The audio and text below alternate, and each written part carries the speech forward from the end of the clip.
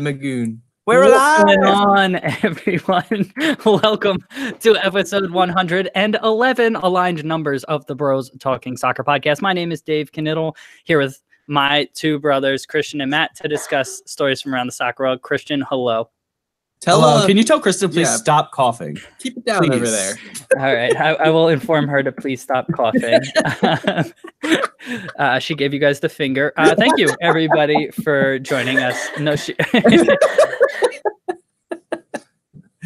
So thank you, everybody, for joining us here today. We're going to be talking about a bunch of different things, and we're excited. Please feel free to say hello, interact with us as we go along here. I have the chat feature up in the background, and I know Steven is here. So, Steven, hello, welcome. We always like and appreciate having you. Matthew? Hey, Dave. How are you, by the way? Thanks for introducing me. There's Matt.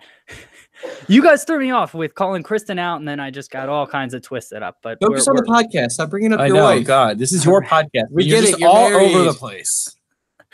All right, we're getting back. We're getting back at it. Drew is here as well. He likes that Matt has a beer. Drew, what's up? All right, guys. I think we're ready to jump into Matt things. has many beers. Drew, you're not going to talk about my beer? What the fuck is this about? Super Bowl Sunday. God, right. Drew is the worst. All right, this is gonna be a fun podcast.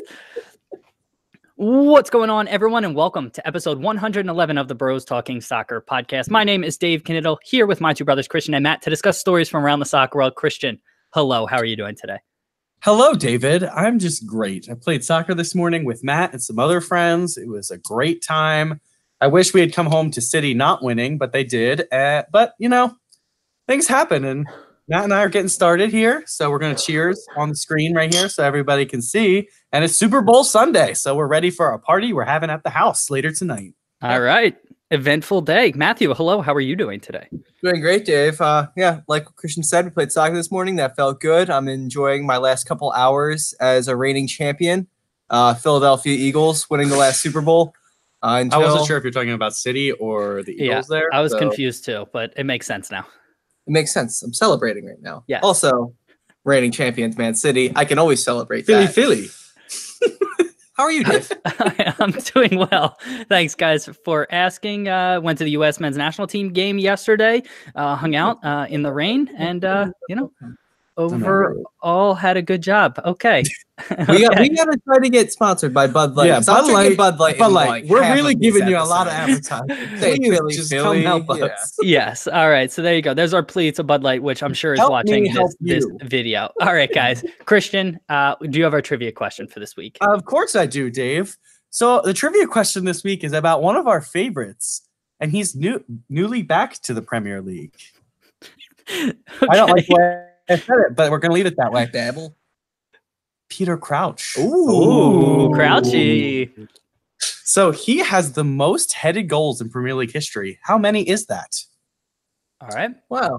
It was a good question. We'll think on that. And I love this. I'm surprised he has the most headed goals because I saw his scoring record. He doesn't have too many goals. I guess they're all headed or bicycles. Oh, yep. Fancy. All right. So I just have one more point on Crouch before we get going here. In Burnley, they had this bridge that was probably like, did you see this picture? I was about to say, but like yes. 10 feet tall, and someone put a sign on the top of it that says, mind your head, Crouchy. Is it? Yeah, welcome to Burnley. Welcome to Burnley, mind your head, Crouchy. Yeah, and we retweeted that from the Bros Talking Soccer Twitter account. So if you haven't seen it, check us out at BT Soccer Pod for that. That's definitely where I saw it. Mm-hmm. Yep. Make sure to follow us and interact with us over there. Before we kick it over to Matt's Megs, quick plug. We are selling hoodies for the next week until February 10th. $35, $3 from every hoodie sold goes to the charity Balls to Cancer. They're available in black, red, and kind of a light blue like our logo. And go buy them. It's linked in the video description, podcast show notes. Please support us and support that awesome charity. Matt, over to you for Matt's Megs here.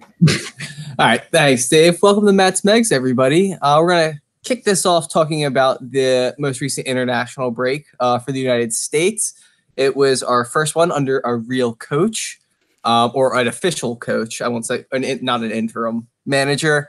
And we won both the games. Christian, I'll start with you. Back-to-back weeks, starting with Christian. Oh, my God. What did you make of the games, the last two games? Well, I want to say congratulations, first of all, to Matt, because he got Callum Hudson-Odoi's first name right. Second, he was trying to guess it over here while you were talking earlier. When you were Dave. talking, All right. So, All right, but this is going to be a silly podcast.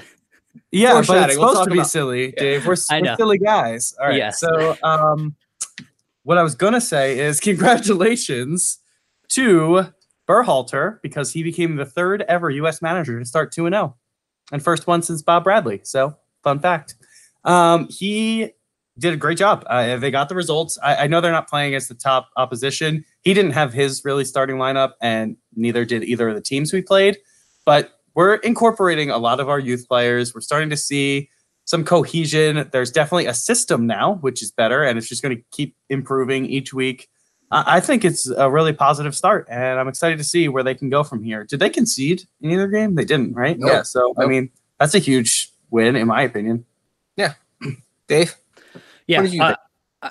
it was incredibly positive for me for a couple different reasons. So, number one, I mean, just Berhalter's communication, both with the press and with the players, seems to be awesome. And we haven't had that as a U.S. men's national team manager probably since Bradley. You know, there were all kinds of reports of when, you know, McKenzie wasn't in the 18. He talked to him about why. When he gave the captaincy to Aaron Long instead of Michael Bradley, he talked and explained why and all of that. I love all of that. In addition to that, everybody assumed Berhalter was going to come in and play his system that he played in Columbus, kind of the 4-2-3-1, and trying to figure out how to make that work. I was really encouraged to see he didn't do that. And he really evaluated the talent pool and communicated all of the tactics that he wanted to do, and really is so detail oriented, which we haven't had in quite some time. So I'm really encouraged. Yes, there were periods of play that maybe weren't the greatest, but overall I was really excited about this January camp and the performance of the players. Would you not say Klinsmann was detail oriented? No, I would not say that. And Bruce Arena certainly wasn't either. Well, Bruce Arena's the worst. But I disagree with that. He's just a very, very different he's a very different type of manager. Okay. Good words.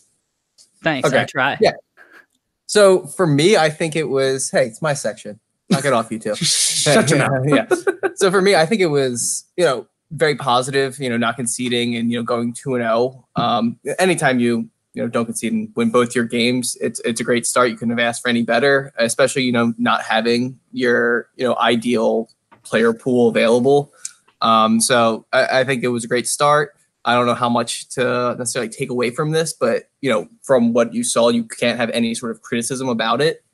I didn't necessarily love the Berhalter hire, but I mean, it's a good start. You can't, yeah. So he's proven me wrong already. I mean, I wish for the best for him, and, you know, hopefully get the U.S. back on track. Back to a World Cup, huh? Yeah, only. But yeah, so for me, I saw like the highlights of both the games and not necessarily, didn't get to see how we were playing throughout the entire game. So was the tactics that he set up, was it for this specific player pool, or do we have a system now that we're going to keep when, you know, our European stars come back over? I think it was both. I think it was both, to be honest with you. So what he did was he did actually kind of what Man City does, and he brought our right back into the center midfield. So Nick Lima, who was the outside back, was playing as a center midfielder in possession. And so, you know, he really did something different there. Now, with DeAndre Yedlin in camp, you know, in March, assuming that that's what happens, I don't know if he's going to play that same system. So I think it was a hybrid of the players that were in camp, the opponents, and, you know, what everybody could do. And, you know, I don't know if he's going to stick with that system, but it was very different. Do we have a left back that could tuck in and have Yedlin slide over? No. Or no? No, okay. No. So Lovitz, who was the guy in camp this week, played okay. I don't think he was amazing and is going to, you know, sit in that role. Why are you guys giving looks? What's going on over there? Dan Lovitz, I think he used to play or knows John. And this morning he texted me, hey, how about my boy Dan Lovitz? And I didn't know what that meant because I had no idea who he was talking about. All right. So, yeah, you're coming here for your expert analysis. Dan Lovitz. John just said, how about my boy? And Matt was like, I don't know. He's like, does he play for Leicester? Because we were watching the Leicester. We were watching the Leicester game. I don't know. Is he a mailman? I don't know what he is. Yeah. So no, Lovitz isn't the answer at left back. Anthony Robinson, I'm still not sure if he's the answer at left back. So left back is probably the weakest spot in the U.S. pool, but nobody I don't think can really tuck in possession. There's so few good left backs, I feel like, in the world anyway. But yeah, hopefully we can find one. I mean, Liverpool and City have. Well, they have two very good. Hopefully George Bello comes through. He's still very, very young, but Atlanta United outside back. He's a left back. He's more of a bomb forward left back, so I don't think he really fits into that mold. But hopefully maybe he'll break. What a fellow that Bello. Okay, and the other thing was Sergio Dest. I can't remember his exact name. He's an Ajax player, but he's got U.S. citizenship. He's a right back, 18 or 19 years old. By all accounts, he might fit into that role. Christian just brought up a great point. Where is Breck Shea nowadays? He's at Atlanta United. Atlanta United just signed him in the offseason. Coming back for his last hurrah. Yeah, I also just did an hour-long podcast with the Underdog Soccer podcast with Matty Nips, really breaking down, getting detailed into the U.S. men's national team. So if you want more details, go find that. He's trying to get it on iTunes right now. It's just on SoundCloud. So if you want more, I'd suggest go doing that. All right. Anything else you guys want to add on this? I'm good. All right. Moving on. Callum Hudson-Odoi, whose name I got correctly when we were muted and me and Christian started celebrating earlier. Predicted that wrong, right? Didn't know the first name. But his last, I guess couple months or so have not been enjoyable at Chelsea Football Club. Does anyone enjoy their time there? We'll figure that out later. I don't know, to be honest, at this point. I don't know. So he has requested a transfer in the beginning of the transfer window. Very publicly known that he wanted to leave to get minutes, and Bayern Munich really wanted him. And Chelsea have refused to sell him, basically. And they don't even really play him. I don't even remember a time I've got to see him, make an impact at Chelsea.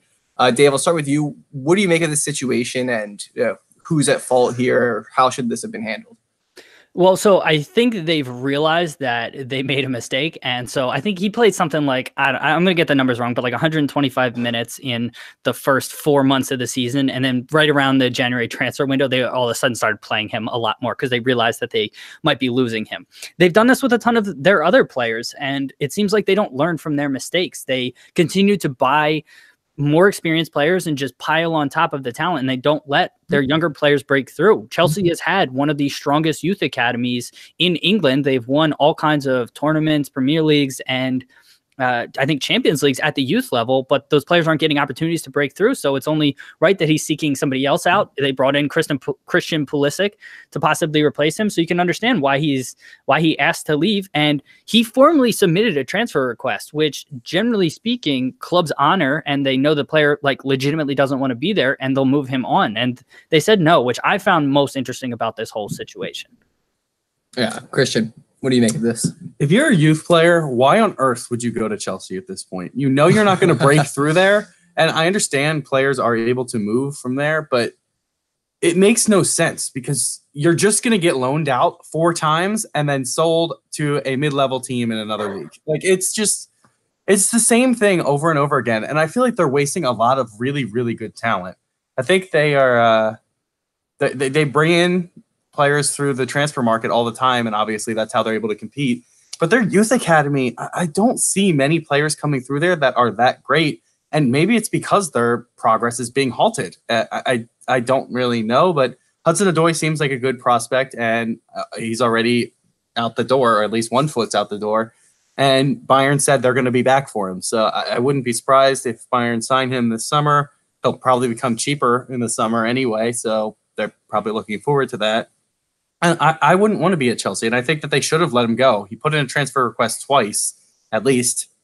I don't really know how many times, but I know of 2, and they rejected it twice. So I don't know why. I think that they have the cover in those positions, and maybe just because Pulisic didn't come until the summer, they're waiting until that point to sell him. Yeah, so I think I'm in agreement with you guys that Chelsea probably should have sold him and played him more throughout the season. especially when, Williams towards they have like so many players like moving forward, and not just William, but like they have so many players that kind of they don't know their future at Chelsea, and like they've had so many people like kind of want to leave or not really have the impact. Have the impact that they necessarily should have had at Chelsea this year, that I'm surprised they haven't like gone through the rotation. Especially they started out the first 10 games, maybe I understood if you didn't get any time there because they were rolling 10, 15 games, and then kind of shit hit the fan. And then they had that huge dip in form, and I'm surprised they just didn't try to play him more. For me, that was just really surprising. Yeah, well, so 2 points on that front. Number one, this is systemic at Chelsea, right? This isn't just a sorry issue, because they did it with Mo Salah, they did it with Kevin De Bruyne, they did it with Romelu Lukaku. They bring players in, they don't play them when they're young, and then they sell them on, and then those players turn into really good players. So that's first of all. Second of all, you touched on it right there. Sarri has like 12 or 13 guys. He was notorious for doing this at Napoli. He's doing it again, where he just plays those guys over and over, whether they're right or not. And right now, they are not correct at Chelsea. They're not the strongest players for his system. And he just is stubborn and just continues to play them. And couple that with the fact that in England, it's a grueling season. You have to rotate your squad. And he's just experiencing all that. And all those factors are contributing to that. Yeah, I think every foreign manager you see experience that in the Premier League. They come in, they stick with their guys, and because that works with the winter break and everything in other leagues, this is the time where you really see the fall off. January, February, and they collapsed. You saw it again, and Liverpool did it last year or 2 years ago. I forget what year, when they were competing with the league, and Klopp didn't rotate his squad enough, and they burned out January. I don't think they won a game. So it just happens over and over again with a lot of these top teams. They have incredible starters, and they're dead by the time they hit that midseason because they don't get the rest they need. Yeah. So one thing I want to kind of address, Christian was saying, I don't know why any youth players would ever go to Chelsea. I'm just looking at their academy graduates, and I'm not saying, yeah, exactly, but I'm not saying you have to play for Chelsea, but there are a decent amount of Chelsea, academy graduates that are still playing, kind of at a high level and in the Premier League, like Paddy Van Aanholt, Ryan Bertrand, Jack Cork. They're all playing in the top flight right now. Nathan Ake. I guess Ruben Loftus-Cheek is getting time at all of those people you said are in the mid-table clubs that I was talking about. Yeah, but they're still making. Yeah, but you're saying their goal was to be professional soccer players at the highest level, and they're playing in the Premier League. And it's not like saying, their goal is to be the best. If you go to Chelsea and you graduate from the academy, but if you go to Chelsea, you go to Chelsea, you're going because you want to be one of the best players in the world. Like, that is a team you go to so you can be competitive. You don't go there to say, hey, I hope I end up at Burnley fighting relegation battles. No, you're going to try and compete to win titles. Yeah, but that's a byproduct, right? You go there to compete and try to win titles, but if you don't make it there, you have that to fall back on. Whereas if you go to a Burnley or somewhere like that and you don't make it, where are you going from there? You're going to championship, possibly even lower. So you can go to another. I'm not saying you don't go to a top team. I'm saying Chelsea specifically are bad at using their youth. Fair enough. Okay. All right. So I get your point there. So you go to a City or a Liverpool because I don't care. City are getting better at their youth system. Arsenal always have incorporated that. There are teams in England. There's obviously top teams around Europe that do it. Barcelona and Real Madrid pretty much always do. But do they? Wait for my section and we'll talk about that. Nice foreshadowing. But I think that it's just, I don't know. At this point, I'm saying the FA should come in, and because they didn't give him his transfer request, they should be relegated to the 4th division. So, smart, yeah, really good analysis. So I'm just looking through Chelsea's academy graduates, and it actually is somewhat impressive the amount of players they have playing in top flights around the world. I'll just say that. But you're not going to play for Chelsea Football Club if you graduate from that academy. Stamped. Matt's Meg. Stamped. All right. Anything else you guys want to add on this? Nope. I'm good. All right. I think that's going to conclude Matt's Megs here. Thank you for joining me. Listen to a little bit of music, and we'll be right back. Oh, 1458. Good stuff, Matt. Wow. Something I want to address. How did Ruben Loftus-Cheek make England's squad? I don't know. He played fairly well at Palace last year, so I think that's why. A couple quick thoughts. Matt, Steven, and Drew think you look about 12. So they think you look very young. Christian, conversely, they think you look about 35. Actually, that was just Drew. They said we all look pretty young, but Drew wanted to get his shot in at you, so I wanted to relay that message. Drew, why are you still here? Old enough. Old enough. No, we want people here. Can you not tell people not to watch or look at our me and content? Drew have this relationship. Don't worry about it. You guys have such a weird relationship. Okay. All right. You guys want to do the stadium scene plug, please? Oh my God. Who? So excited. Who's that? Wait, what?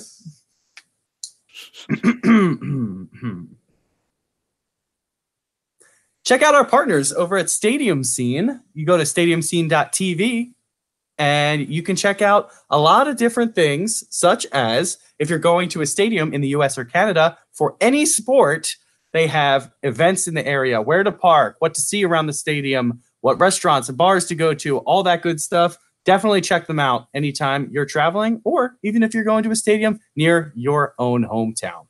They also partner with content creators like ourselves, offering things like podcasts, blogs, YouTube videos, all that fun stuff through their website at stadiumscene.tv. And it's not just soccer, it's all different types of sports in North America. Check them out at stadiumscene.tv. Well done, guys. Good stuff. I'm sure DJ will appreciate that. Brett Favre. What? Doing the Brett Favre. How Brett Favre claps? I don't know what you did. You probably did one time. And no, remember no. It's a South Park joke. I guess you guys must have missed it. I don't remember that. I don't remember that either, but we have another Brett Favre reference, except for this Brett one. Favre. He's on his third beer after one section. That's fine. Hey, he's living life. You want to get one and get some more while you're... Yeah, let me grab at least 5 more. Yeah. He's often... No, can you bring me... so 4 for you, 1 for me. Thanks. Okay. Bear with us here, people, before we get into Christian's Corner. Matt's doing a little beer run. Shouldn't take long. So just a little bit. Matt's chaperone. Yep. Sure, I guess. Whatever. I don't think either of them are driving today, so they're living it up. Agreed. Christian, we found out how to get CBS online, so we don't have to leave the apartment to watch the Super Bowl. So I'm pretty excited about that. Yeah.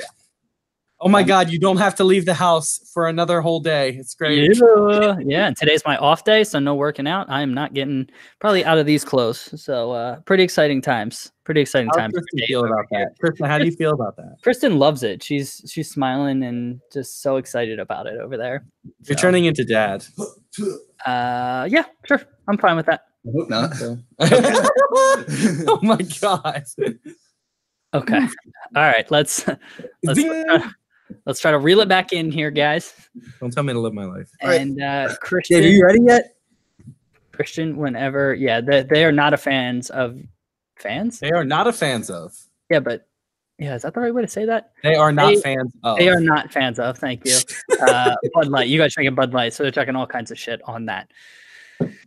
Christian? Well, Bud Light sponsored a after Super Bowl party for the Eagles last year, so and will be a future sponsor of this podcast. Yes, so you guys can go F yourself. All right, all right. So you guys ready? I'm ready. Let me know when you want me to start the timer. Please begin. Welcome to Christian's Corner. All right, so we're gonna hop right in here with some Barcelona and Real Madrid talk. They're going to be playing each other in the Copa del Rey semifinals over the next 2 weeks. I don't know if you guys knew that. That's not what we're talking about, but I just wanted to inform everyone we got some Clásicos coming up. 3 in the next month. So, fun times. All right, so I want to address Barcelona's new transfer policies, something that we haven't seen really from them over the last probably 10 years. They've been really focused on developing their youth. It's probably for the last 2 or 3 years not been so much, but they've really focused on their academy, trying to bring players through into the first team, and it worked very successfully for them. Real Madrid always was known as the club that really buys people, becomes the Galacticos. They like always had that. That's who those 2 teams were over at least the last 15 years or so in our eyes. It seems to have switched a lot over the last 2 or 3 years. I think Real Madrid are really trying to incorporate a lot of their youth players.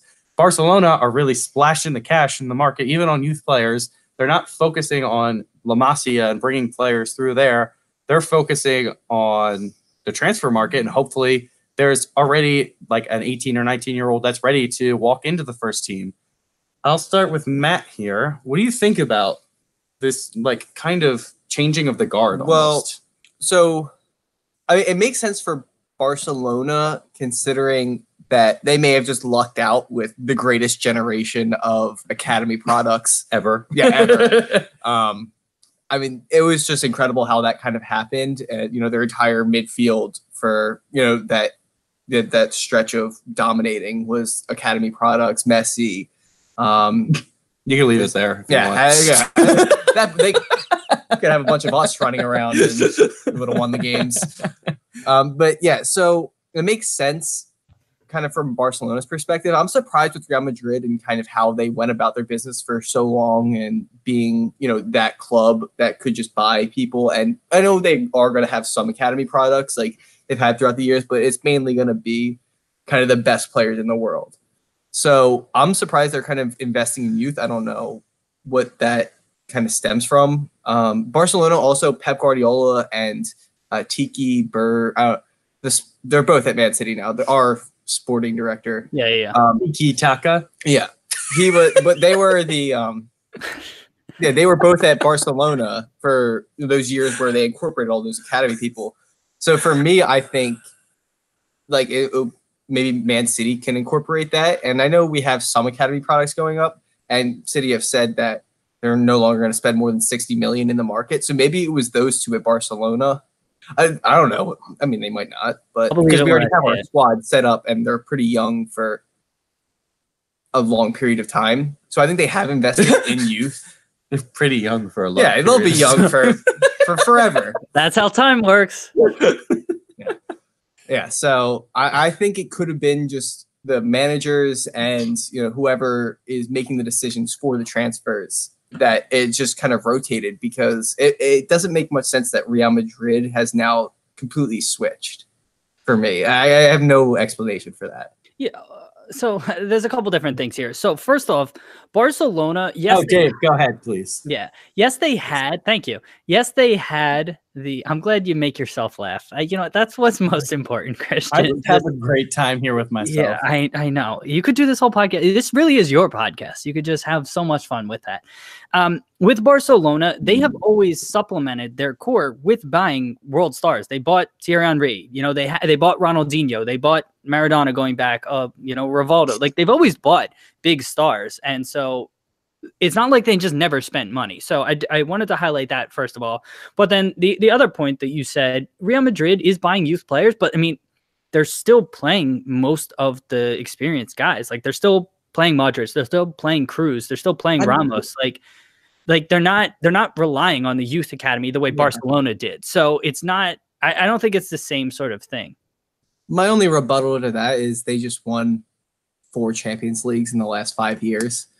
So, what are you going to do? Not play Sergio Ramos and things like I was like, but yeah, I mean, okay, that's I get what that. I'm saying. I didn't say they weren't successful doing that. We're talking about style and approach to the transfer market. And so, they've each been successful. They've just gone about it in different ways. And I don't think Real Madrid right now is operating the way Barcelona did at the time. I think Matt was more on the point of they had a once-in-a-generation class come through, La Masia. They had a manager and a technical director that were committed to that. And so they were able to build off of that. So I think it was more just that than it was. Yeah, and their manager also came through that system too. Yeah, so he knew what it was about. And plus, I mean, even the heirs to Pep, they all came from La Masia as well. Like all of those players, not Ernesto Valverde, Luis Enrique was through that. Tito, yeah. Rest in peace, sir. So I forget the point that I was going to make. Oh, so yeah, what I was talking with my friends about this week related to this was I feel like Barcelona are almost becoming Real Madrid, but I would not say Real Madrid are becoming Barcelona. Like that's how I kind of see that. That's fair. It's transitioned a little bit, but they're still buying like young. Like they bought Artur. They just bought Ederson, like an outside back. I can't remember his name. Emerson. Is that who it is? Yeah. So like they're still trying. They're not buying. They're not like completely developing players, but they are buying like somebody who's like you said, 19, 20 is going into their prime. They just bought De Jong for 75 million, who's a 19-year-old center mid. Yeah. Whereas Real at their peak were buying Bale for 100 million. They were buying Ronaldo. You know, we're buying the original Ronaldo. They were buying Beckham and all that. Matt, go ahead. Did De Ligt get signed by anybody or no? No. Okay. Surprised he went through that entire window without anybody getting him. But I'll also say, I think maybe I haven't noticed Real Madrid as much because they haven't signed that mega star. I mean, they got Courtois, but I mean, that's not going to change your club. I mean, like, and they missed out on Hazard. So maybe I just haven't, and they're probably going to buy him. Yeah. I'll say that, but I just think they may have just missed out on a couple people, and I'm not used to, Real Madrid missing out on, the big names, but I think they could probably return because I still think they're going to end up with Hazard. I think losing Zidane was a big part of that. I think a lot of people wanted to play for him, and when he left, a lot of the stars like Hazard, who really wanted to be working with him, decided it just wasn't the time. And also, Chelsea had just hired a new manager that I guess Hazard really liked the way that he was working. It sounds like Hazard is still going to leave this summer. I don't think he's really that happy. Sarri's not really happy with him because he doesn't track back defensively and really in the media kind of comes at Hazard. So I don't think that it's going to be a lasting relationship between the two. I don't know. Anything else you guys have to add on this topic? No. Nope. All right. I'll move to my next topic. We're going to go back to Chelsea, unfortunately. And Joe Cole, you guys remember him? Yeah, he's a rapper. Oh, not that one. I know.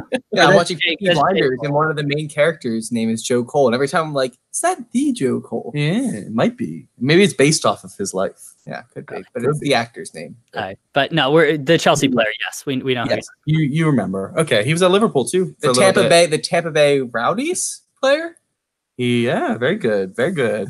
With Freddie Adu at one point, right? Mm-hmm. Oh my God, here we go. All right, everybody remembers him from. And that's the end of this segment. Where did Joe Cole play? Thanks for stopping by, Christian's Corner. So he said Eden Hazard is the best Chelsea player of all time. I want to go to you, Dave, first. I don't know why I phrased it that way, but I did. That was the right way to phrase it. I don't think it sounded weird. It was definitely right. I think I wanted to go to you first, Dave, instead of Dave first, but it's okay. So, Dave, what do you think about these comments? Do you think Hazard is the best player to ever represent Chelsea, or do you think Joe Cole is almost trying to keep him around with these comments? It could be both. I think so we're not Chelsea fans, so I'm not going to claim to know the history of Chelsea in and out of their greatest players. I think Drogba has a shout being up there, considering he helped them win the Champions League along with Lampard. So differentiating between them is going to be tough. But Hazard might be their most talented player ever. When he is on his game and he's in form and he's committed and all of that, like he can just do incredible things. My gripe with him has always been consistency and being able to do that throughout the course of the season and putting together a run of multiple games, multiple months of just dominating. But when he's on his game, he might be the best player ever at Chelsea. Matt, what do you think? Yeah, so there's like different ways people identify as like best players. So like in terms of success and longevity and things like that, like Lampard or Terry, and maybe even Drogba, those are probably like the three that come to mind as like players that did so much for the club. And what about Joe Cole? No. Maybe that's really what he was hoping for. We would talk about it on the podcast to figure Joe Cole was the best player ever. I wonder if that's really what the whole game plan was all along. Smart. I don't think so. But okay. It could be. So I think at this point, if you're a Chelsea fan, your best players ever for the club were probably Terry or Lampard and just what they did throughout all those years. But in terms of just how good someone is in terms of talent, I think none of them are as talented as Hazard is and like things they can do in the game. Like I'll say this about like Neymar too. Like I would compare Hazard and Neymar together.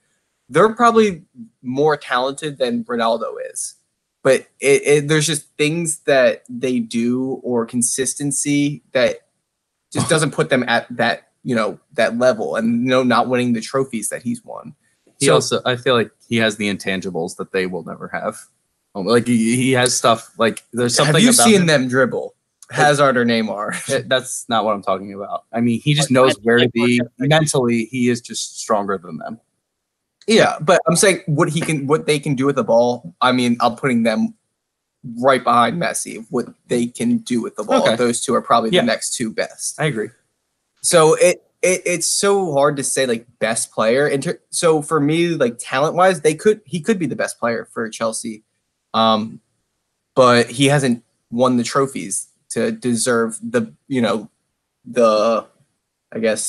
celebration of being Chelsea's best player. So when you guys think like best, and this is going to be a little bit of a tangent, do you think most talented or do you think what they did for the club? What they did for the club, for me. So when I see somebody play, I think it's by best, but when you're like having an argument with somebody like who's the best player ever, it goes for all sports. It always comes down to trophies and championships and what you've won.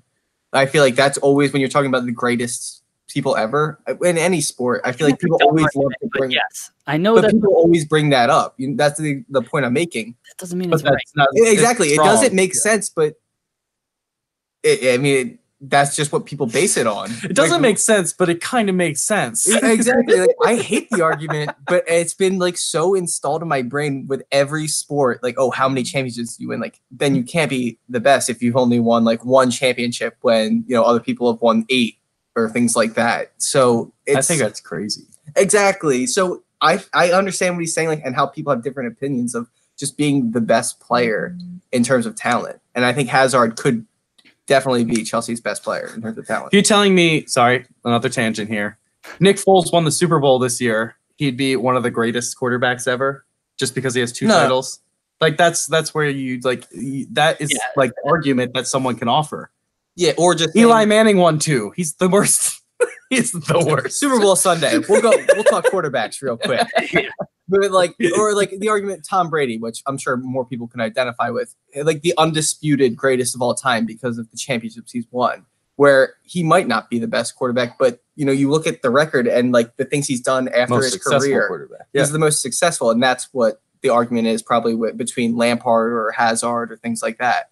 Yeah, when you're comparing people at either similar talent levels or similar production levels, yes, then using championships to differentiate, I think is fine. But if you're going to compare Trent Dilfer to Peyton Manning because they each have 1 Super Bowl title or whatever, I don't even know how many Peyton's got. Then the argument falls apart. Okay, so Trent Dilfer to whoever, pick your person. I do want to shout out. So we do have a couple comments from YouTube. So Steven Brandt is shouting out a couple different Chelsea players, I guess, from the past who maybe we aren't as familiar with, but he's shouting out Peter Osgood. Obviously, we mentioned Drogba, Terry, Frank Lampard, and Peter Bonetti. So, wanted to shout them out. I don't know much about some of those older players, but, that's someone else with a different perspective. I think Steven is a Liverpool fan. So any Chelsea fans, let us know your thoughts at BT Soccer Pod. In my opinion, I think it has to be Lampard just for what he did. I think he was the most talented player that they had at the time. And he's had so many different players playing around him in the midfield, but he really, really was great in the center of their midfield. Always came up with the big goal at the big moment. That's what I consider him to be the greatest for them, probably, at least in our life. And I think Petr Cech deserves to be mentioned as well. Fair enough. Oh, all right. Anything else you guys have to add on this? Nope. Nah. All right. So we're going to wrap up Christian's Corner here. I hope you guys enjoyed it, and we're going to be back with Dave's Dives right after this. Awesome. We cut the Acosta thing. I'm fine with that. Yeah, because so wait, what are so who do you guys think is Chelsea's best player ever? I just said it. No. What? Well, so are you saying it's Lampard? Well, no, it's tough for me to differentiate between Drogba I'm saying just pick one. We're not on the pick one. Lampard. All right, I think I'm in agreement with Lampard too. And I hate that I'm saying that, but it's just society has made me this way because Hazard is better than Lampard, but he's not at the same time. Yeah, Drew is not a fan of your talking shit on Eli Manning, Christian. So, all I'm not a fan of Drew, so. All right. Kono, welcome. You're not a fan of Hazard either. Okay, so we got, he said he's the Bud Light. Nick Foles is the Bubby Brister of, I don't know what that means, Steven, that reference. Bubby Brister. What the hell is That's that? not even What? What is that? It sounds like a type of that's liquor. that's alliteration. Oh, it is. It's a very short one, but it is. Bubby. No. Bubby. Hey Siri, what's Bubby Brister? Okay. We're getting like tangents. American football player. Was for the Steelers, the And Eagles, the Jets, the Broncos, and the Vikings. All right, there you go. What's up, everyone? Wanted to give a quick plug for our partner, FNX.network. FNX.network is a website you want to check out. It has stories, podcasts, and all different kinds of content across a variety of topics, not just specific to sports, although they do have sports on there. They have entertainment, video games, lifestyle, tech, movies, all different kinds of content, as well as sports. So check out our stuff. It's on there on FNX.network, and go give them a follow, support us, and support them. All right, cool. 2 rings are better than 1. Wow, Matt thinks I'm smart. Yes. Okay. There you go. Who was that? Steven said Matt thinks I'm smart. 2 rings are better than 1 is what Drew said. You guys can also pull up YouTube, and so I don't have to read you the comments, if you would like to do that. Yeah. Okay. Is being on the podcast not enough? I know. God, all we have, we give and we give, and it's just never enough. What's up, everyone, and welcome to Dave's Dive. Jumping into it, or diving into my section here. First up, I wanted to talk about the Nashville SC situation with Andrew Gutman. So for those who don't know, Andrew Gutman was the Herman Mack Trophy winner. Mac Herman, I forget the exact name, best player in college soccer. He was a Chicago Fire Academy product, decided not to sign with MLS and Chicago Fire, and instead signed with Celtic. Couldn't get a work permit for the UK, so he was loaned to a USL club. That is Nashville SC. Now, Nashville is an expansion MLS franchise. I believe they're coming into the league next year or the year after, but I think it's next year. 2020, right? I think it's 2020. Yeah, it's either next year or the year after. But I guess when MLS caught wind of this, apparently they threw a hissy fit, and Nashville came out and released a statement saying basically because they're entering MLS, MLS doesn't approve of this move, so we're not taking him on loan. Christian, what goes through your head when you hear about this story? That's what goes through my head. Why is MLS getting involved? I understand they should be involved because they're moving into the league, but why are they rejecting the deal? It makes no sense to me. I hate that MLS gets involved in transfers with teams. I think they should only really be there to sign off and only reject it if something really, really big needs to be interfered with. But there's no reason that this guy who's loaned from Celtic just to get playing time should not be able to play for them. That's crazy. Yeah, and so Drew and I were going at it on Slack over the last week or so about MLS maybe meddling a bit too much, and I was saying they're loosening the reins a little bit, but this is just a slap in the face isn't the right word, but just makes me look terrible for saying all of that because they are so in the wrong in this. It's not even funny. Matt, what do you think about this situation? So I have a couple of questions before I answer. So he denied, or I guess whatever, to play for Chicago Fire from the academy, right? Correct. But people can do that, right? Like Zach Steffen, wasn't he a Union Academy product? And they're like, aren't there people that can deny it, but then they play for other MLS clubs, right? Yeah. So the way that this works in MLS is if you make what MLS deems a qualifying offer, so a reasonable offer to the player, and they decline it, you still retain their MLS rights. So if another MLS team wanted to sign him, they would have to trade for his MLS rights. Okay. And this is USL, so he's making probably less. Yeah. Well, his contract is what it is. Whatever he's being paid by Celtic, whatever their agreement is. Okay, yeah. So for me, this doesn't make much sense because he already has a contract with an out of, our federation club. So why are they, meddling with it? So for me, what do you have a problem with what I just said, Dave? Meddling. No. I'm just trying meddling kids and their dog too. Yeah. Okay. We're doing the meddling thing again. They moved Nashville is becoming an MLS franchise, so they're kind of partially already in the ownership group. So if he didn't sign with MLS and then he was loaned to another MLS team, that would be a problem by MLS rules. And yes, Nashville isn't technically one, but that's like just trying to contextualize everything, that's where things are. Okay. So for me, it doesn't make much sense because it's going to be a year removed and this is a loan deal. And if he was to go to that team, he would be bought and offered a new deal like for Nashville. So I understand what you're saying, like how it is affecting kind of like American soccer and things like that. But at this moment and a year from now, it's going to be a different situation with a different deal. So I don't understand why, they're getting involved in USL matters because it's technically not an MLS matter at this point. Yeah, no, absolutely. And they shouldn't be involved in this whatsoever. And so I think we're all in agreement that they should have just let him. I wonder what's going to happen. I mean, I assume he'll end up at another USL franchise, but we'll see. Christian, something else to add? Yeah, just throwing this out there. It's semi-related, not really at all, but Celtic-related. Do you see Tim Weah had a goal and assist off the bench? They won 2-0 yesterday. So he's still today. It was today. It was this morning. But still, I mean, he's looked good since moving there. It's great. Probably the best player ever, right? Ever. At this point? Yeah. If he goes to Chelsea, he'll pass Hazard right away. Yeah. Yep. we retweeted both his assist and goal from the Bros Talking Soccer Twitter account again. So if you want to go see them at BT Soccer Pod. Matthew, anything else to add on Gutman's situation? Nah. Christian? No. All right. Last thing I want to talk about, sticking in MLS. This was a major transfer window for the league. Giovinco went to Al-Hilal in Saudi Arabia. Almiron went to Newcastle. Tyler Adams moved to RB Leipzig. Alphonso Davies moved to Bayern. And the league is slowly becoming a selling league. So, Matthew. Yep. Let's go to Matthew. Yeah. Matthew, what do you make of MLS becoming a selling league? Is that good or bad for the league? So I think it's great considering that other places around the world are kind of respecting what the league is producing.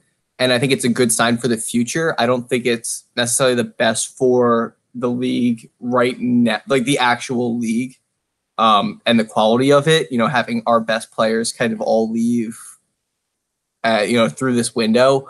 But it's showing that we can produce people playing in the MLS to produce people that can go play for some of the top clubs and top leagues in Europe.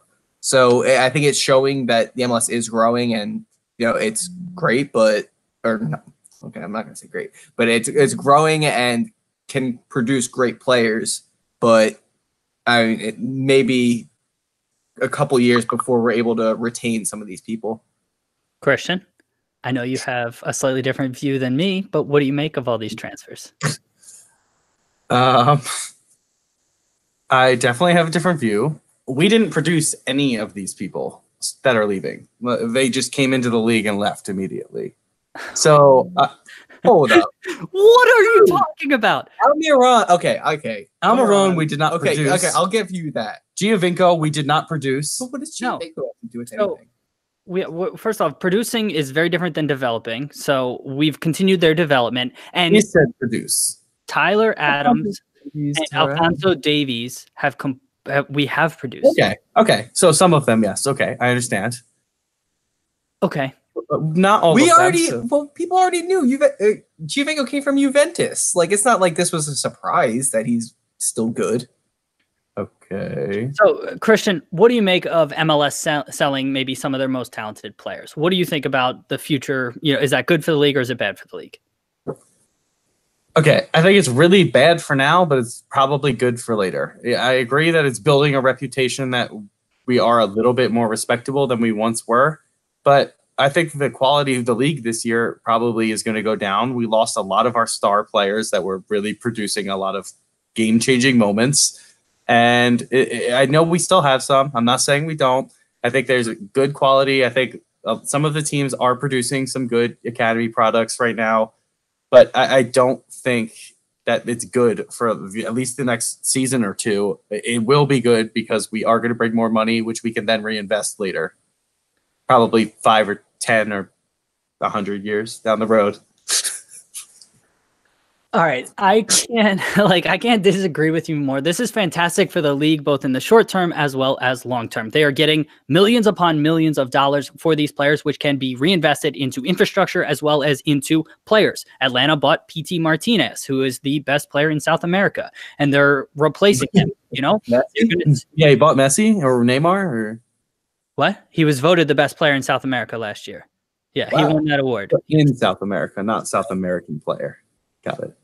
Oh my God. All right. So add on top of that, you know, Toronto's going to reinforce with somebody who's maybe closer to their prime. In addition to being able to get that money and reinvest it in the rosters, you are setting an example for the next Miguel Almiron or a bunch of players in South America or Americans, instead of moving over to Germany. Hey, maybe they see MLS as a viable path to take that next step. If I can go from MLS to a Bayern, to an RB Leipzig or something like that, it's only good for the league, both in the short and long term, because for those reasons, like this is just a home run, and talent is natural. What happens in soccer? There's a food chain that happens, and MLS is not at the top of that food chain right now. And so they need to be a selling league to continue to be able to attract players. And so if they can get the players, instead of going to Eastern Europe or instead of going to Scandinavia and Belgium or Portugal or whatnot as that next step before they go to a Big Five league in Europe, if they can come to MLS, it's a home run. And by doing all of this, I think they're showing that. And so I absolutely love this. Couldn't be happier with this development. Matthew, anything else to add? So after hearing kind of how you explained it and processing that, I think it actually could be beneficial for the short term. I agree with you, and how other people could understand coming here is a good way to, you know, it's another stepping stone maybe from whatever league they're in. And, you know, if big clubs like Bayern Munich, every day I didn't see them interested in another MLS player or an academy player. Sorry, that was not me. My hands are here. That was somebody else. But okay. So like it's crazy that Bayern like is so interested in the MLS. I think other people around the world and that aren't, you know, over in Europe already could see this as an opportunity. Absolutely. I think Bayern tapping in has helped, because now other big teams are going to say, oh, wait, okay, Bayern are going over there. Maybe we should take a look. But I mean, that could be beneficial. I think that your comment of Bayern or RB Leipzig was a little weird. Those are very different types of teams, but, you know, whatever. Champions League teams in Bundesliga? RB Leipzig is not in the Champions League. Not this year, but they're fighting for it, and I think they're in Champions League positions right now. RB Leipzig is a top 6 sized club in the Bundesliga right now. I guess. Yeah. Yeah, they're not somebody to. Like they're like what you're talking about, though. I feel like they're a selling club, which is fine. They're a buy. Well, I mean, 4 clubs in the world that aren't selling clubs. Liverpool's a selling club. Nah, boom, roasted. Yeah, like they were self-burn. No more. Okay. So, and so we kind of addressed this a little bit, but at World Hotspur had this question and I sort of wrapped it up into this section. So what's your take on Almiron's move to Newcastle? Is it a sign of things to come for MLS or a one-off? So Christian, maybe specifically on Almiron's move, how do you think he's going to do there? And is it a sign of things to come? He's going to do well. I like the way that he plays. I know we were on another podcast this week. Dave, what was the name? Yellow Card Podcast with Steve Brandt. Correct. Is that when we talked about it? No, we talked about it on the other podcast we were on. Things are melding together. Oh, with Stell. Yes, that's the one. Apologies. Yes, we talked about Almiron on there. I think he's going to be a good signing. I think he's somebody who can work in tight spaces. He's very, very direct, which is probably good for a team that's fighting relegation. I think that's kind of Newcastle style of play anyway. And in that position right behind the forwards where he really excels, he's devastating when just getting into the final third. And I think he still needs to build up a lot of strength. I think he's going to get pushed around a little bit, but he has the speed to compete in this league. Matt, anything else to add there? Yeah, I mean, I think he'll be incredible. I don't even know if he even needs the strength. I mean, people say you need to be strong in the Premier League, but I mean, if you get pushed off the ball, that's a foul. Regardless, if you fall easier, it might be a foul. I mean, I'm not saying he needs to be, you know, built like, you know, yeah, like Dave over there flexing, but I think he's going to be extremely successful in the Premier League, especially at Newcastle. He had no business kind of being an MLS player, I think, last year, considering how good he is, because he's so direct, especially with his movements and like how he goes forward. I think it's going to be great for the league. I think he's going to be one of the more creative players in the league, especially at like a mid-level club. He's going to be creative. Yeah, he's creative. Henderson. Yeah, he's creative, but he is very, very direct. So he's not creative in the traditional sense of like a playmaker playing like, sitting and passing, but he just creates by just his sheer pace and just him dribbling with the ball. I talked about this on another podcast about somebody else, but such an underrated skill is just being able to dribble at pace and maintain your pace. So often players take a touch and they have to slow down, or they adjust, and a defender can sort of get back into position. Almiron can dribble at pace and just blow by guys and continue to blow by him. What am I saying? Blow by them. So look for that. So Christian, anything else to add here? No, he's laughing. All right, get your shit together. Matthew, anything else to add? No, fine. All right, go check out the Soccer Tavern. It's a YouTube channel making videos about the history, culture, and philosophy of the beautiful game. It's over on YouTube. Just search the Soccer Tavern. Listener questions. We have a bunch. Guys, are you ready? Not yet. Hold on, wait. Okay, Christian's ready. I'm ready. First question is from @SoccerNoob. This comes from our Slack channel. I'd love to know if the U.S. has ever been in a situation similar to this ever soccer-wise. So Soccer Noob's, some of his words can get me a little confused. So basically he's saying being a selling league or stepping stone to bigger leagues. If not, what current or past domestic league situation is most analogous to the one in the United States or moving forward? Now, basically he's saying, has the U.S. ever been in a situation like they're in right now? If not, what other league is MLS comparable to as far as being a selling league? Matthew. I don't. Okay, so there was a lot of words that you just threw at me. I know. So for me, it's hard to say another league that's like the MLS, if there even is another league that's like the MLS, considering how much we're growing and, the salary caps and, the league kind of owning everything. I honestly don't know another league that's similar to this. So more from a player development perspective, let's not talk about the infrastructure and all the shit that's associated with single entity. Is there another league that's like kind of what would be comparable as far as like selling players on talent wise or whatnot? Selling players. So this is like the first window that we've really sold our players who are going to benefit actual like European top clubs. I feel like occasionally you'll have like one or two picks from an academy, things like that, especially really young, but it's not like they're going Altidore kind of going over there and doing his thing for a little bit. And well, he had two extremely different experiences with his European clubs, but I think I can't think of another league where it has really happened, but in terms of quality, I think we're a top 10, maybe closer to 10, like in the world right now. Okay. Christian, what about you? I would compare it to the Eredivisie. I think a lot of players from the Dutch league are sold on, and Ajax specifically really produces a lot of people and moves them on. That's where Josie went originally and then was moved on from there as well. So, yeah, he was at... But he went Sunderland. No, he went to Villarreal. Then he was at like a smaller club in Spain. Then he moved to Sunderland. Then he was AZ, and then he was and then he was at okay, and then he was at Hull, right? I think he was Hull, then Sunderland. But So I think that it can compares to the Eredivisie and other ones. Yeah, I think so as well. I mean, Ajax is more talented than an MLS team, so we're not saying it's exact one-for-one comparison, but I think that's probably what they're shooting for, and I would say they're getting close to that, especially with Atlanta United and what they're doing there. I would say Eredivisie is probably the closest thing to it. And going back in U.S. soccer history, no, we've never been in a situation like this. No U.S. soccer league has ever really existed for 25 years. There have been two prior periods in U.S. soccer, just quick history. The American Soccer League back in the 1920s, then the Great Depression sort of just crushed that league. And then in the 1970s, which was the NASL's heyday, which a lot of people know about, and they basically spent themselves into oblivion. So no other American league has ever been in this situation. Next question is from Slow Down Dave by Christian Sand. That's our friend Christian Sandler. Why does Fulham need 16 wingers at one time, Christian?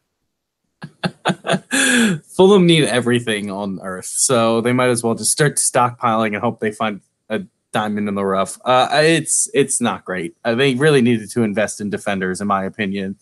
They have Babel and Markovic, former Liverpool players now. I don't know why they bought Markovic, but okay. I'm just at a loss for words with what Fulham are doing. They're pretty much dead in the water right now. I can't see really a way out, but hopefully they get some goals from those wingers because that's their only hope at this point. Matt, anything else to add? Yeah, maybe just whoever can play the best balls into Mitrovic at this point. I feel like that's their only hope with this season. So they got maximum amount of wingers to test this out.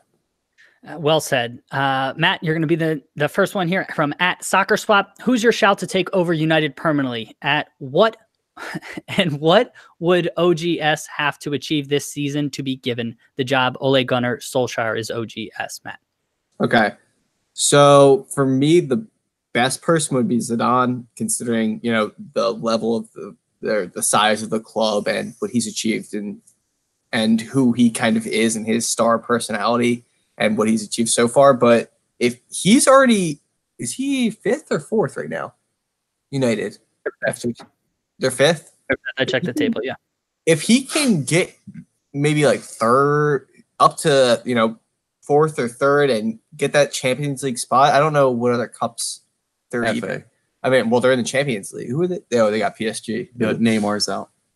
I mean, still. And Verratti. Still.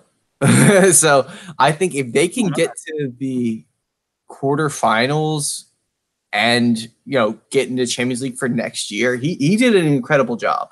So I think he should be considered. If Zidane's available, I think he's the guy. But if not, I think he's been incredible, and the players seem to like it. They all say they love his attacking style. Christian?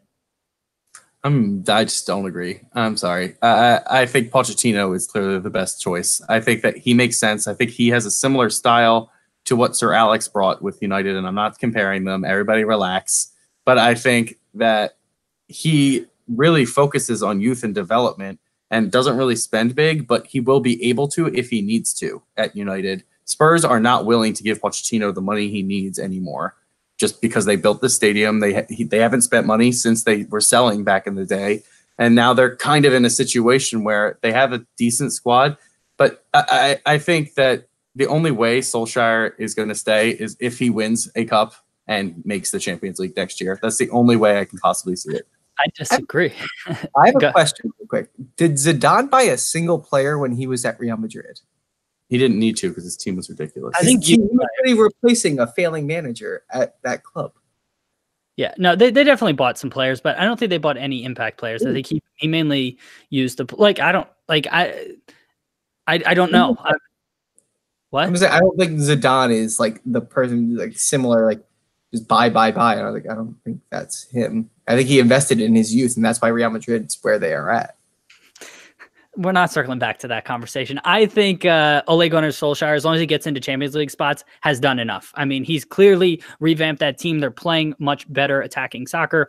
He literally is a disciple of Sir Alex Ferguson and is still very close to him. So comparing Pochettino to Sir Alex, I mean, Ole Gunnar Solskjaer kind of already is that, and he's there. So I think as long as he comes in 4th, I don't see any way they could replace him at that point. So that's what I think.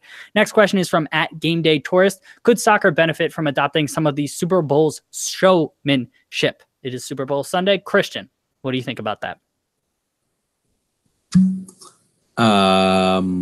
What does that mean? So with that was does that what? I think. Why is he shaking his head? I don't know what the question is. You don't know what how like the Super Bowl is like the biggest thing in the media. Yeah, they have a halftime show. It's like everybody in. Are you talking about like the actual watching. game or like No, just the show of it. It's the show. Am I right, Dave?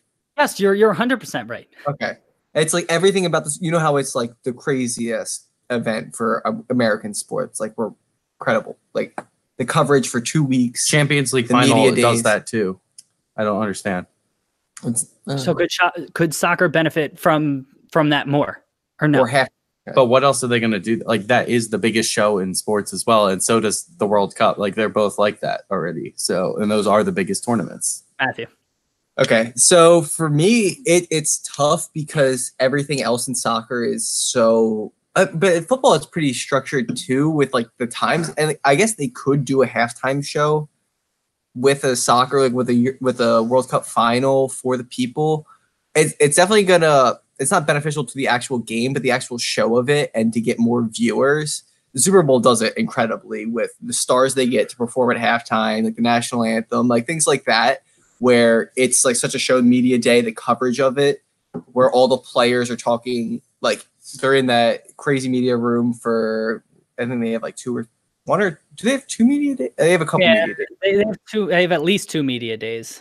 Yeah, so I think in that case, whereas, the World Cup, it's so short, like, and it's like such a short period of time that it's hard to get those media days, but I think it would be beneficial, just to get everybody more interested. I mean, we're already interested enough, all three of us, like to where we can't really relate to like the average person that doesn't care that much about soccer. But I mean, to get more people involved, I guess they could learn some things like that from them.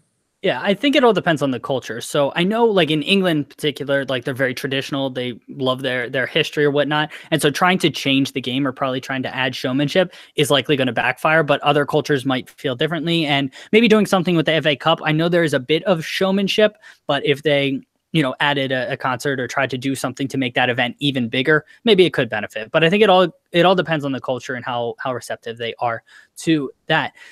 Next question from @Critty Smith. This is more just a silly one. When are the Rams going to do the right thing and forfeit their NFC title to the Saints? Still waiting on decency. Other than that, go Patriots. We will not agree to the go Patriots part of that. But it was a tough loss for them. Matthew, something to say there?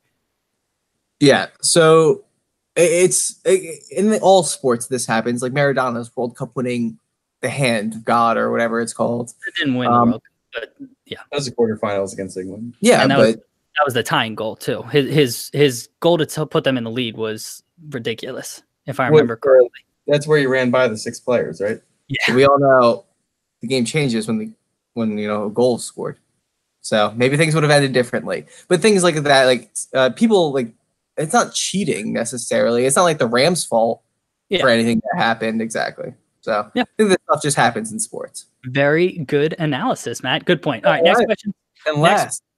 Unless Stan Kroenke paid off the refs, and that's why Arsenal have no spending. Yeah. Yep, that's exactly why. Next question's from that Arab keeper. Which Super Bowl player would make a good footballer? Why and what position would he play? So I have some ideas. Do you guys have anyone that pops to mind, or you want me to go first? I mean, you can go first if you have. Yeah. So I think wide receiver and or cornerback, probably those positions translate the best, and probably people with smaller frames. So immediately I thought Brandon Cooks for the Rams and then Julian Edelman for the Patriots. They're smaller, quicker guys that generally would translate well to soccer, and they're skilled players, so they could probably be educated kind of with their feet and what to do. So those would be my 2 shouts. Christian, anyone come to your mind? I want to say Chris Hogan because he's already played lacrosse. Now he plays football. Who knows what else he can play? That's actually a really good shout. Penn Stater as well. Matthew. Hey. Yeah, so I love the Chris Hogan. Brandon Cooks was the person I was going to say because just his speed and size, it just makes sense. He would be good at soccer.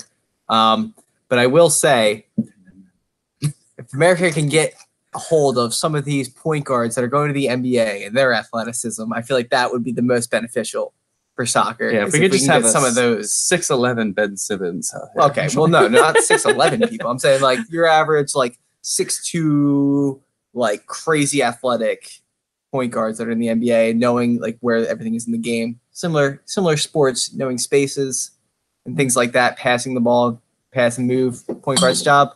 I feel like that's definitely the place to go. All right. That works. Okay, so that's fine. Last question is from @whip_the_beam. Why do Chelsea prefer Jorginho in the middle over Conte? I get he can play that final ball, but that's where Conte needs to be, and Jorginho is not Fabregas. So Christian, Matthew, Christian, somebody's pointing. Yeah, I don't know. I'll go. You're pointing at each other. So people I always see this on Twitter a lot where people are arguing that they're playing Conte out of place, but apparently he hasn't played defensive mid like everyone has thought, and he's always been a center mid. And I think that's what the face I made, but like Chelsea fans are like dying by this statement that he's not a defensive mid and that's not the place he belongs. He's always been further up the field and like chasing around. So exactly, that's the face I make, but I don't know. Like for me, I always thought he was a defensive mid, but like in the last year, like I always see like people are like, dude, like what are you talking about? He's not a defensive mid. And I know he can't play the final ball like Jorginho can, but I think Sarri's system, he knows Jorginho is the person at defensive mid to keep the ball moving because they go through him instead of Conte. What? Jorginho does no. This isn't you. Jorginho doesn't play the final ball either. That's a fallacy. Like I don't think he has an assist on the year. Like Jorginho is somebody who cycles possession. He's there because he's very, very tidy in possession. And Sarri wants to be so ball dominant that's why he's there. He might be better in possession than Conte. So, but he's not better at playing the final ball because he doesn't do it. That's not his role. Okay, maybe I said final ball or just crossing the field. Like he passes better than Conte does. I'll say that. Yeah, I'd agree with that. Christian, thoughts here? Oh boy. Okay. What? What are you doing? You're just like lounging, like we're in the middle of the podcast. Oh, I'm ready. Okay, continue. Okay, thank you. I don't know why you're giving me attitude over there. All right, so Conte is significantly better at that position than Jorginho. I'm saying it now. He definitely is a holding mid. I don't know what everyone else is talking about. He is probably the best or one of the top 3 in the world at that position. There's no reason for him not to be there. I don't know why they can't play 2 holding mids and just play a formation that is 2 holding mids and 1 attacking mid. Just all wrong. Conte has to be in that role because he's being wasted where he's at right now. Absolutely. Well said. I would agree with that. Christian, can you recap our trivia question? We will give our guesses. Yes, Peter Crouchy. All right, Peter Crouch, now with Burnley, back in the Premier League. He has the most headed goals ever in the Premier League. He's back. How many more will he add? We'll see. But how many does he currently have is the trivia question. I have my guess. Phrase question in the history of questions. Oh my god! Yeah, your trivia questions get funnier and funnier each week. I have my guess, Matt.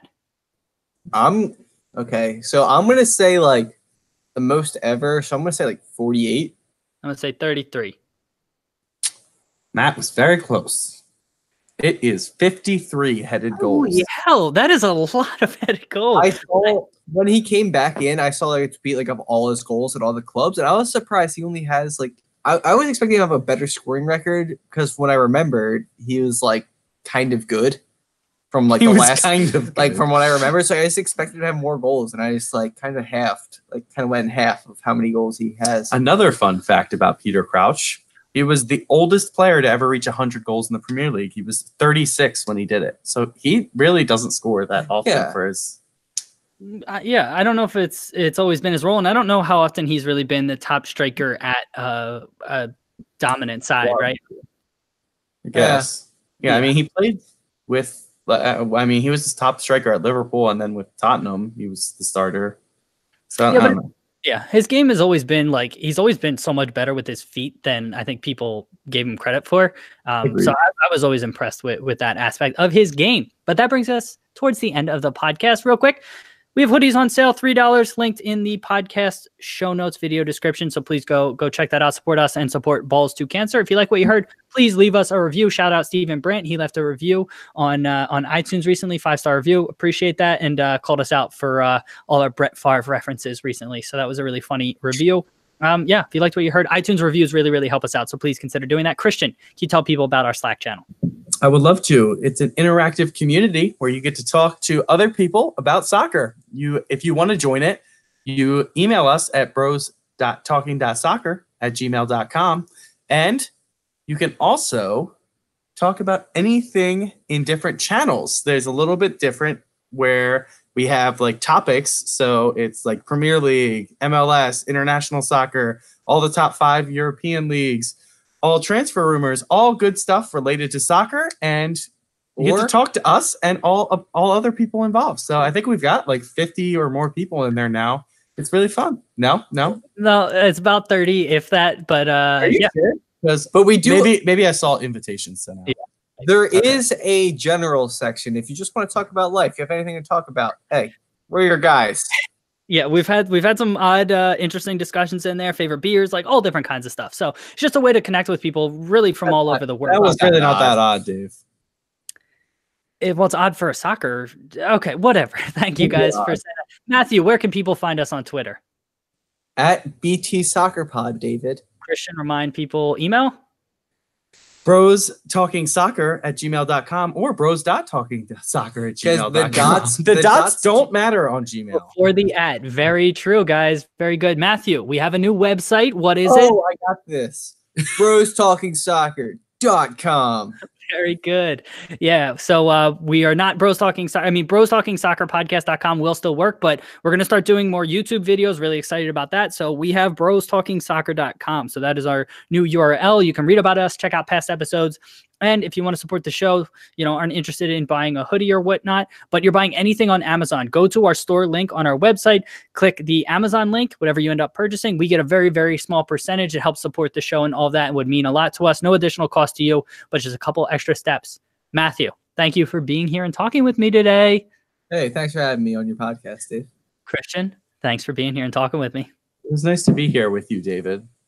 Yeah, and I hope you guys enjoy Super Bowl Sunday. Listeners, hope you enjoy it as well, and we will talk to you sometime soon. We'll talk to you soon. I'm interviewing Dan Tracy this week. He's got a couple different podcasts, so that interview is going to be on Wednesday if you want to join us live on YouTube, or if you want to listen to the podcast, that'll be out Thursday.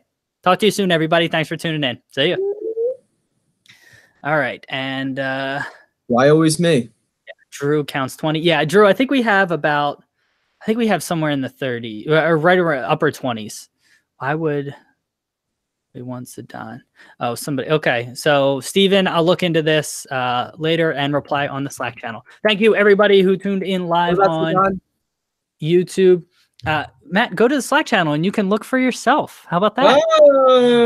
I signed up for, so I went for push notifications and it never sends me push notifications. I have that problem with Instagram too. I'm not sure. Yeah, some of my notifications are a little bit odd, so I don't know what to tell you there, Matt. I'm sorry. All right, people on YouTube, we'll talk to you. See you. Thanks for being here. Maybe